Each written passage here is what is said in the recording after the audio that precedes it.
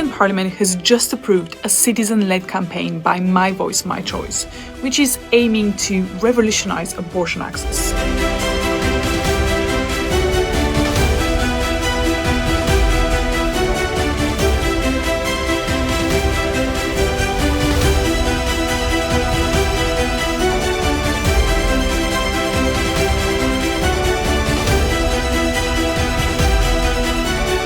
And the organisation of their health services by simple fact of providing financial support to provide this type of health services. Ed è approvata.